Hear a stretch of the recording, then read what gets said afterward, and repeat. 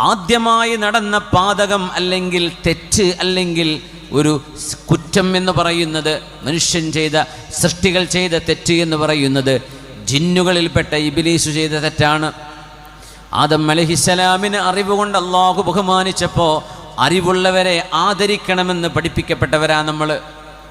ആലിമീങ്ങളെ ബഹുമാനിക്കേണ്ടവരാണ്.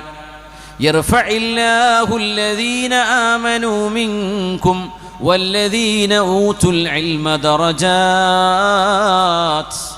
നിങ്ങളിൽ അല്ലാഹു ജ്ഞാനം നൽകിയവരെ, ഈമാനുള്ള ആളുകളെ അല്ലാഹു ഒരുപാട് സ്ഥാനത്തേക്ക് ഉയർത്തും. അതുകൊണ്ട് ആ മഹത്തുക്കളോട് നിങ്ങൾ ബഹുമാനം കാണിക്കണം, ആദരവ് കാണിക്കണം. ഹൽ യസ്തവില്ലദീന യഅലമൂൻ വല്ലദീന ലാ യഅലമൂൻ. ജ്ഞാനമുള്ളവരും അറിവുള്ളവരും അറിവില്ലാത്തവരും ഒരുപോലെയാണോ?